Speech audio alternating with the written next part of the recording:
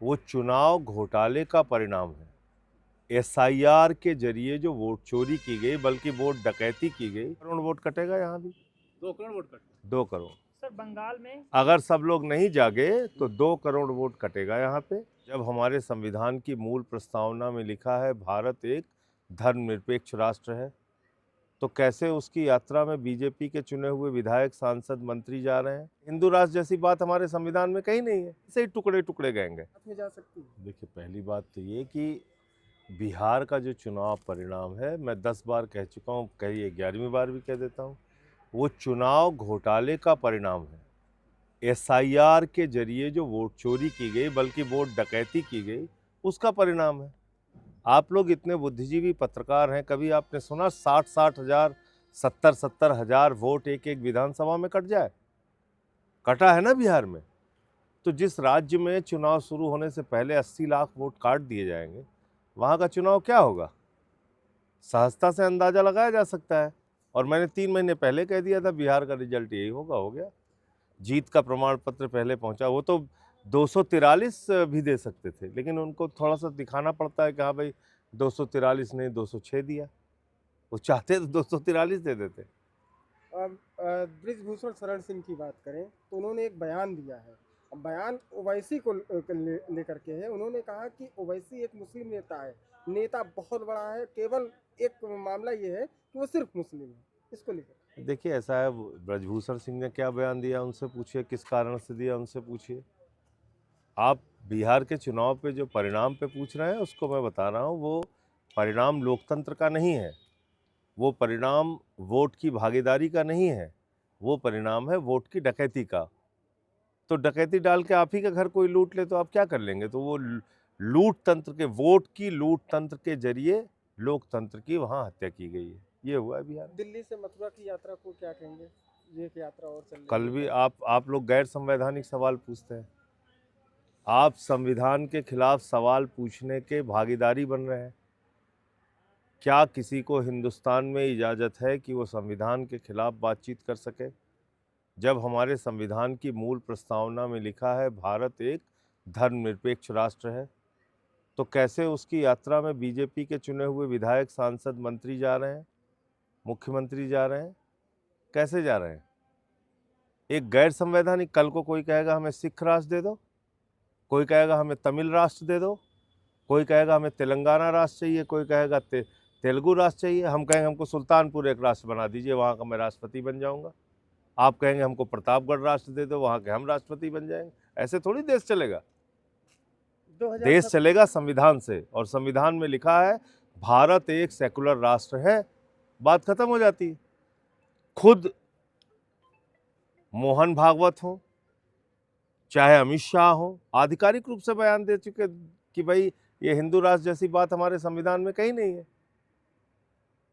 तो ये अनावश्यक देश का एक माहौल बिगाड़ने के लिए और दूसरे लोगों को प्रेरित करने के लिए ये काम कर रहे हैं। ये तो सही सही टुकड़े टुकड़े गैंग है।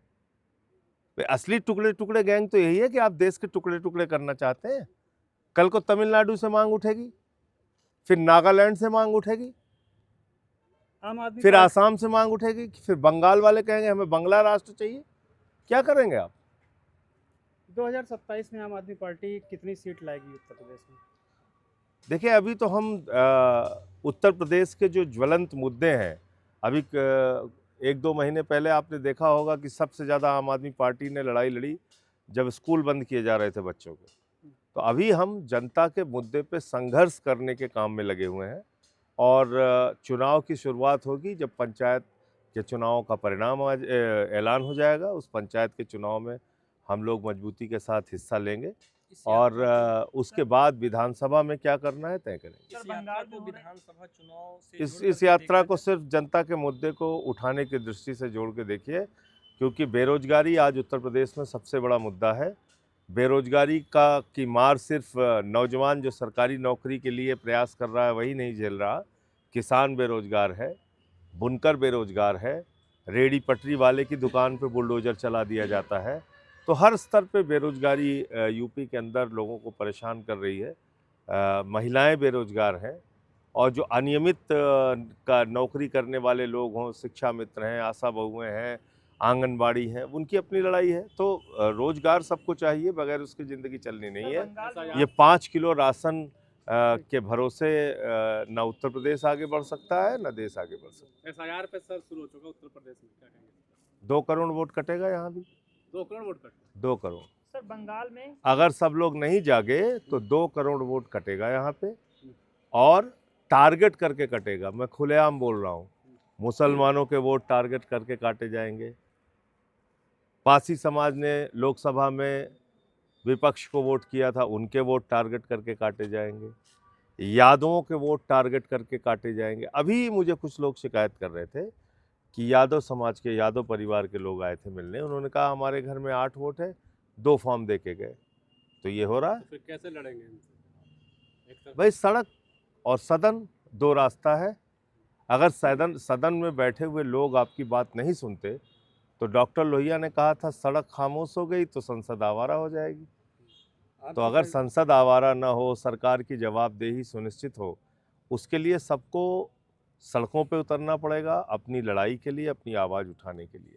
आपका कुछ सवाल था? सर बंगाल में जो एसआईआर हो रहा है उसमें बीएलओ आत्महत्या कर रहे हैं। काम का प्रेशर बहुत है, बता रहे हैं बहुत जल्द करा रहे हैं, 1 महीने का टाइम दे से। देखिए, एक दृश्य सामने आया था, वो भूल गए शायद लोग, पत्रकारों ने ही उसको उजागर किया था।